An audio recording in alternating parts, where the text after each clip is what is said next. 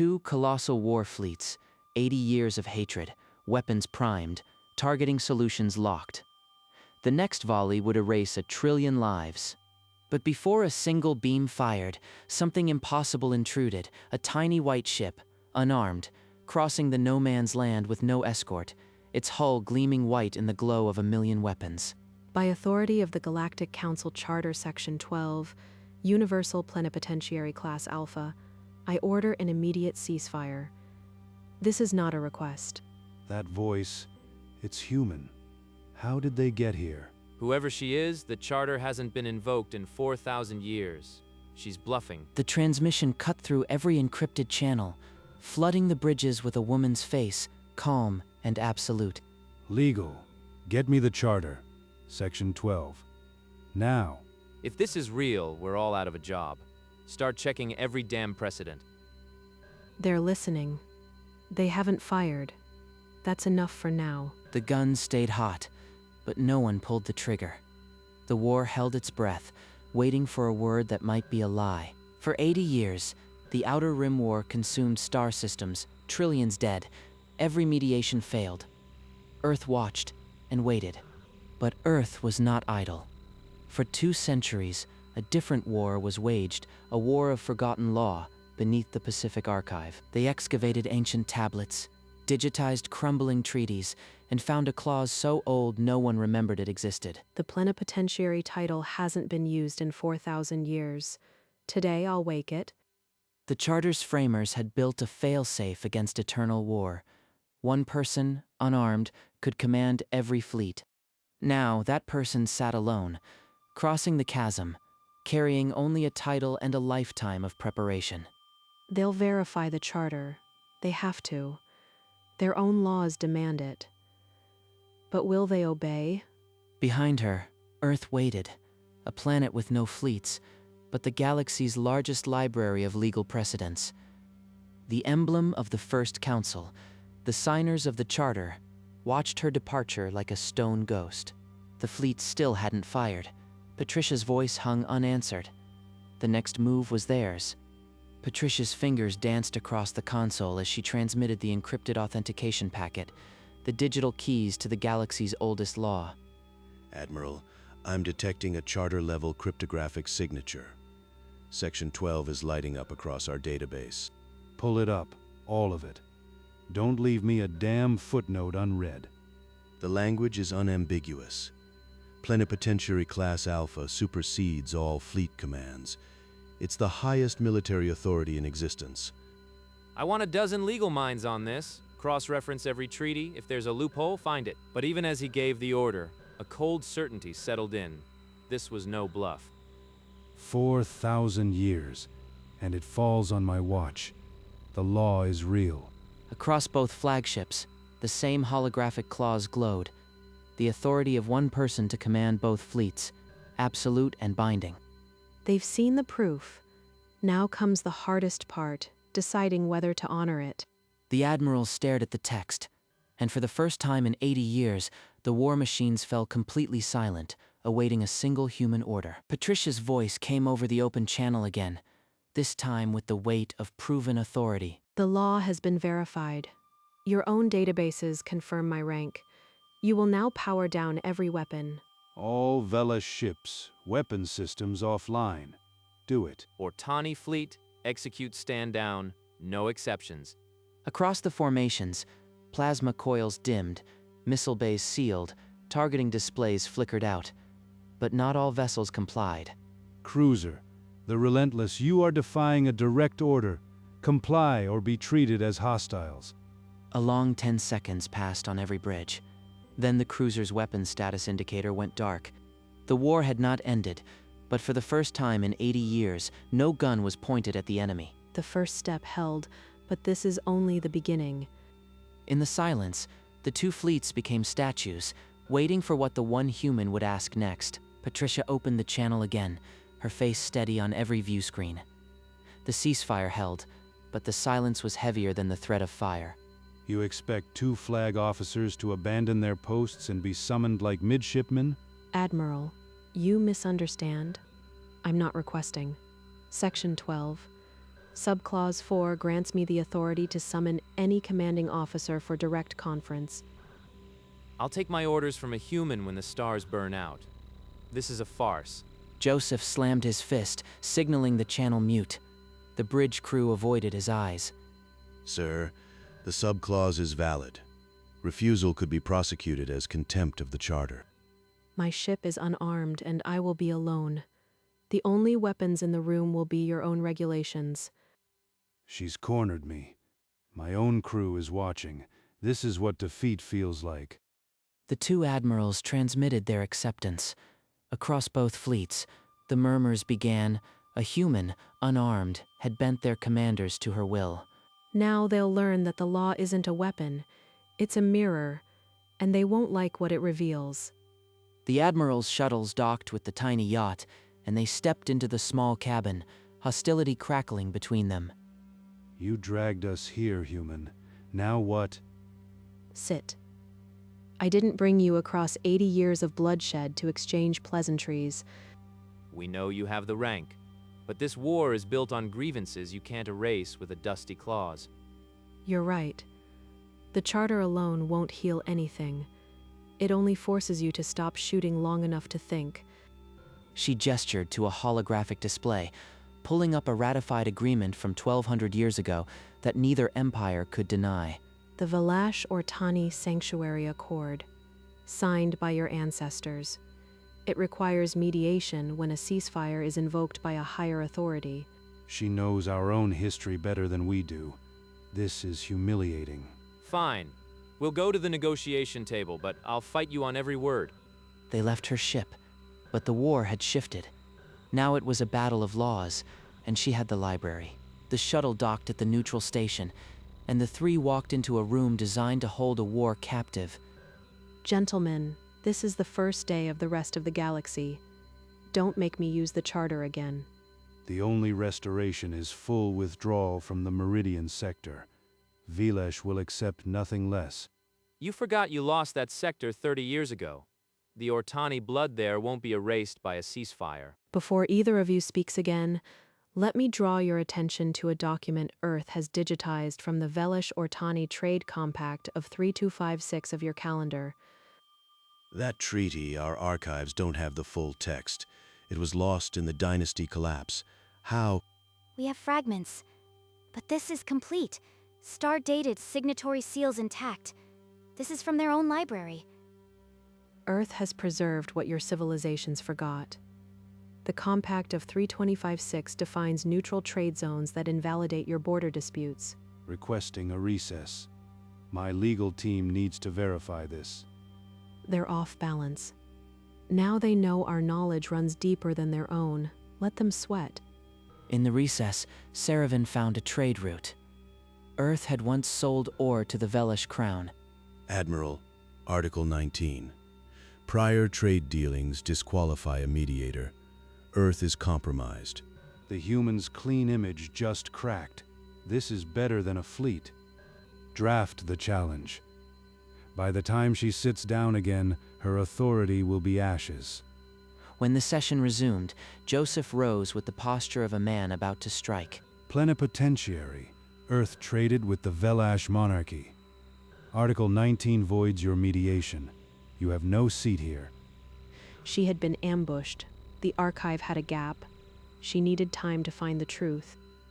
Looks like your famous library missed a few dirtied pages. I require a 24-hour adjournment. The ceasefire holds. I will answer. The admirals nodded, but across the fleets, the news spread. The human had been cornered.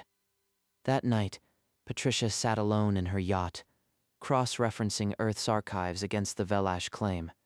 The silence was a deadline. Deep in the archive, a forgotten amendment to Article 19 flickered onto her screen, a broad definition of non-combatant species. Earth never fought for profit. We were non-combatants in law, even when we sold ore. The loophole closes here. Admiral, your challenge relies on a definition of trade that was amended 70 years before your empire formed. The charter recognizes my species as non-combatant. Non-combatant status? The ore we bought was vital to our war industry. That's direct support. The amendment reads, non-combatant species are those who did not initiate hostilities nor supply arms. Terran ore was unrefined. Your own factories militarized it. She's undone us with a footnote. My own laws have turned against me again. The Velash delegation withdraws the challenge. The mediation may continue. He obeyed, but I've only cracked his pride, not his heart. That will cost me later. The session ended, but the air was heavy with unspent fury. The ceasefire held, yet no one was ready to forgive. The next session devolved into a slog of territorial demands, each side reciting grievances like prayers. Your library saved you once, plenipotentiary, but it won't give the Meridian sector back. We've bled too much. The line stays. I have not yet begun to draw from the full archive. There are laws that could redraw your borders without a single shot. The two admirals exchanged a glance that was no longer hostile to each other. It was wary of her. What else do you have in that library? What aren't you telling us? That depends on how far you push me. I came to mediate, not to govern. The threat of war was replaced by the threat of law and the unknown depths of Earth's archive. She could dissolve our claims entirely. We're negotiating in a minefield. The talk stumbled onward, but every demand was now tempered by the fear of what Earth had written down long ago. That night, Patricia stared at the deadlocked draft and made a choice. The partial truth would never be enough. Admirals, return to my vessel. I'm about to show you why Earth sent one human instead of a fleet. They entered the cramped cabin again, but this time the tension was not between them. It was fixed on her. Gentlemen, what I'm about to show you is not a threat. It's your own history, preserved, cataloged, and complete. The hologram bloomed over 200,000 cataloged entries, each one a binding galactic law, ancient and absolute. You've scraped the entire galaxy's legal corpse. This is an empire of paper. No one could negotiate against this. You could dissolve our governments with a single citation. I could, but I don't want to. I want you to understand that peace is the only option that doesn't render your empires obsolete. The admirals didn't answer. They stared at the catalog like men seeing the end of their own history. They left without argument. The war had ended not with a bang, but with a librarian and her archive. The admirals returned to their ships in silence. But silence is the mother of rumors. Within hours, a distorted leak of Earth's archive hit every screen.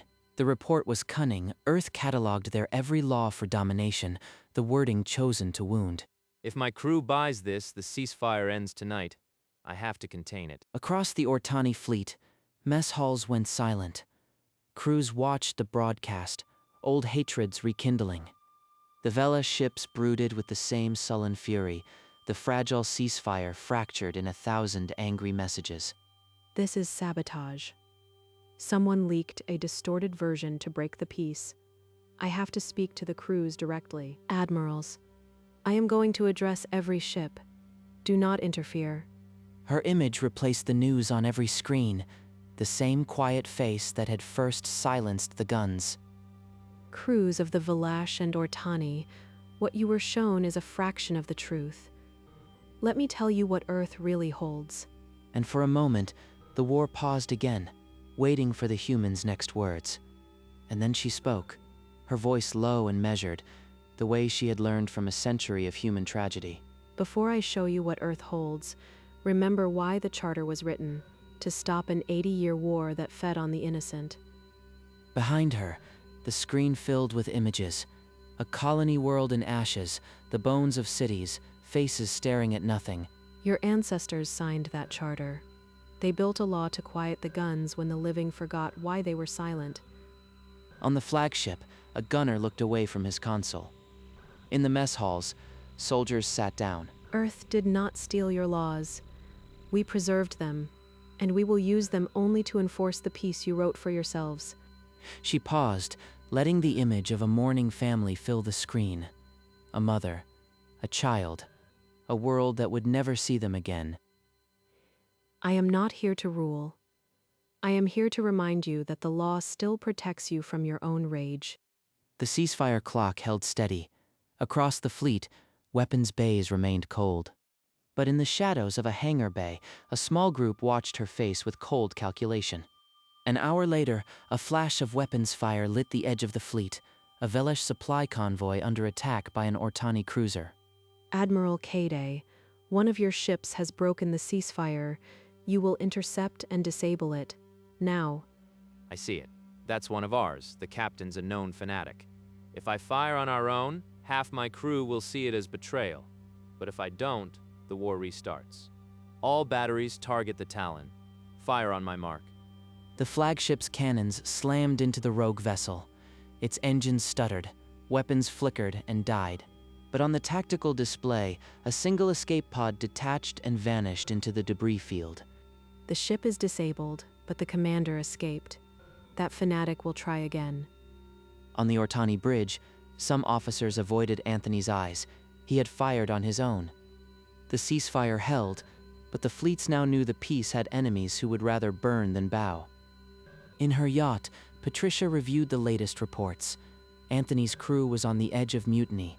Joseph's officers whispered defiance, and Draven was still at large. If I wait any longer, the hardliners will strike again. The charter gives me the authority to impose binding arbitration, but using it will make me a dictator in the eyes of the galaxy. She opened a secure channel to Earth's archive, pulling up the rarely invoked Clause 47, binding arbitration under plenipotentiary decree. Within the hour, she convened the admirals on the neutral station. The final meeting before her authority would be tested absolutely. You both know the ceasefire is failing. I am invoking Clause 47. Effective immediately, I will dictate a preliminary peace framework. Your governments will receive it within the hour. You can't just rewrite our borders. The Senate will never accept it. They'll declare war on you, human. What happens to us if we refuse? You going to erase our commands? No, I will exercise my authority under the charter to place both fleets under direct plenipotentiary command. You will be suspended pending review. I will not let this war restart. The admirals stared at her.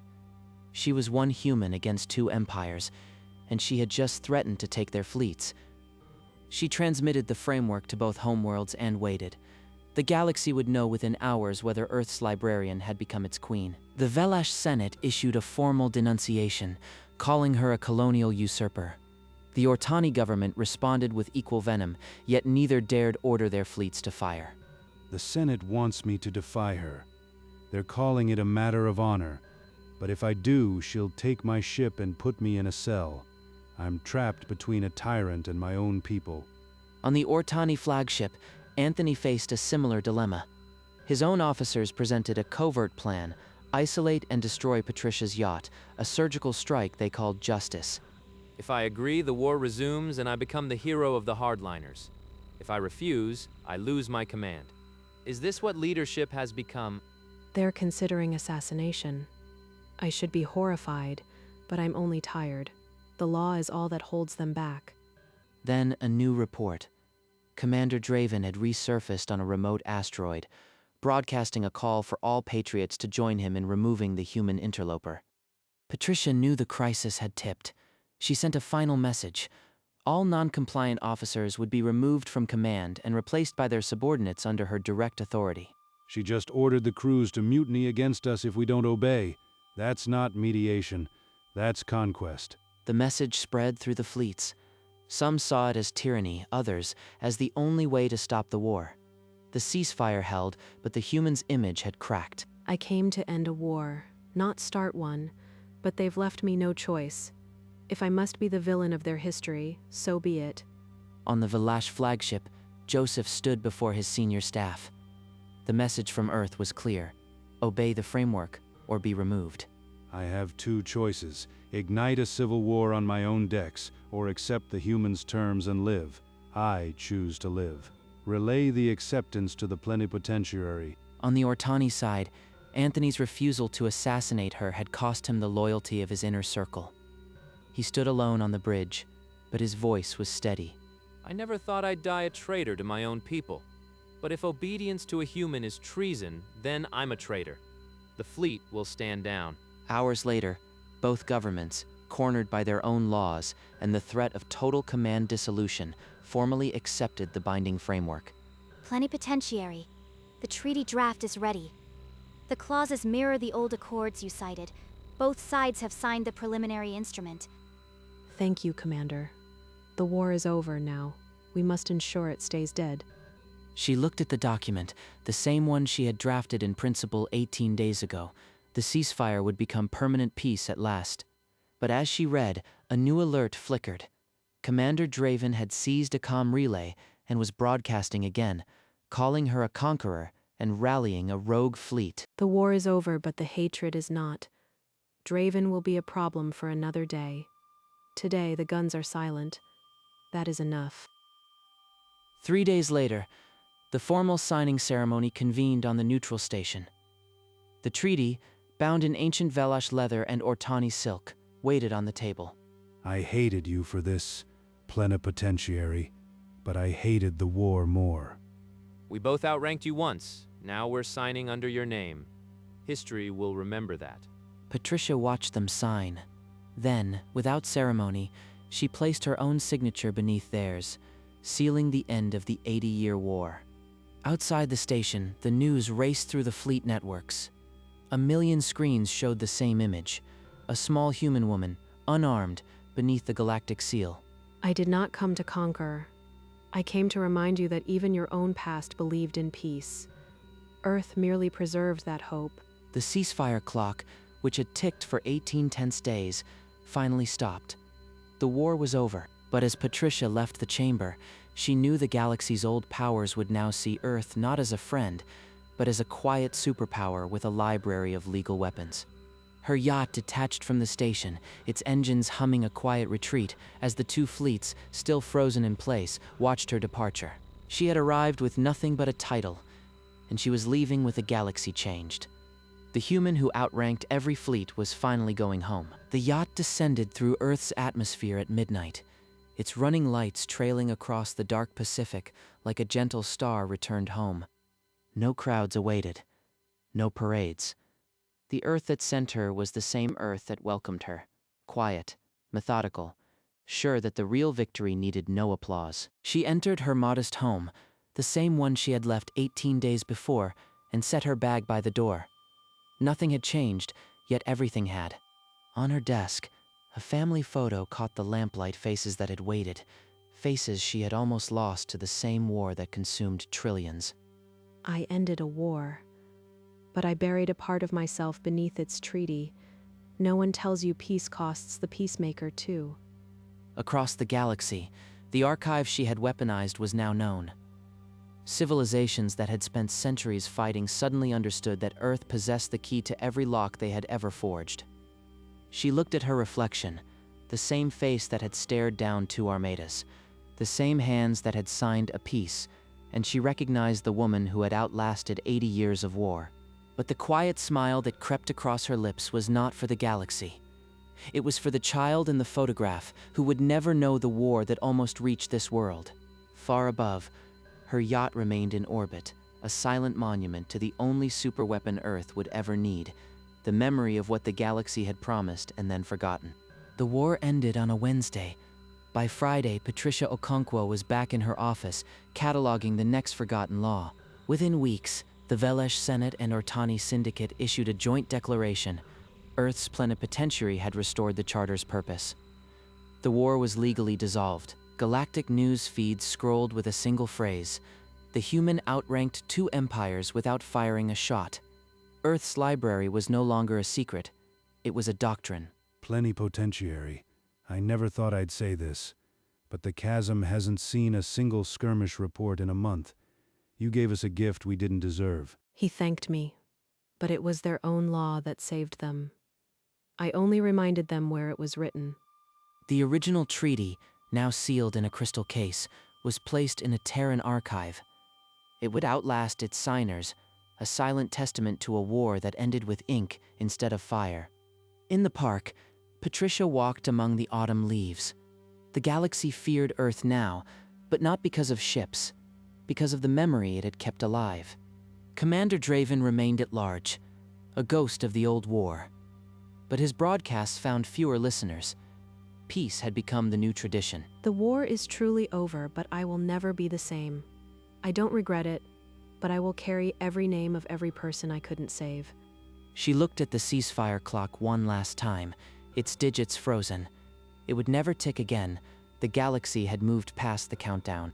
And then she turned to her work again. The library held 200,000 more laws. Somewhere among them, another war waiting to be averted. Months later, she still opened the library each morning. But now the silence between the shelves was not the hush of looming war, but the quiet of a galaxy learning to breathe again. I remember every clause that forced them to peace, and I remember the names of those who died before I arrived. I'll carry both until the end. She paused at a terminal, pulling up a report. Valash and Ortani archaeologists were digging together in the Meridian sector, the first joint project since before the war. It held. The treaty actually held.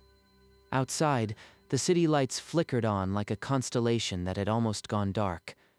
The evening was calm, and no one looked up in fear. A child ran past her in the park, laughing. She had been born after the war. She would never know the sound of an orbital bombardment. That's why we keep the archive, not to rule, but to remember, so no one forgets what peace cost. She walked home under a sky that held no warships, and for the first time in decades, the weight of the galaxy did not press on her shoulders. The library doors closed behind her, but its light stayed on, a quiet beacon for any civilization that needed a reminder of its own promises. Earth had sent a single diplomat. She carried no weapon, and she outranked every fleet. A year later, a scholar from the Ortani Syndicate petitioned Earth for access to the library. The request was granted, and the quiet room gained a new reader. They came to understand their own laws. That's all I ever wanted. The park was her sanctuary now. The child she had once watched now waved at her, and the old woman waved back. Above her, the yacht remained in orbit. A caretaker drone now kept it clean, a small silhouette against the stars. Peace is not an ending. It's a maintenance, day after day, law after law, and I'll keep at it until I can't. The library's light never went out, and in the farthest corners of the galaxy, diplomats began to whisper that Earth's greatest weapon was not a cannon, but a filing cabinet. She sat on a bench as the sun set, and for the first time she allowed herself to simply be. Not a diplomat, not a librarian, just a woman who had earned the quiet. The war ended on a Wednesday, and the galaxy learned a new truth. Some weapons are made of ink, paper, and the memory of a promise. Earth sent a single diplomat. She carried no weapon, and she outranked every fleet. Remember this?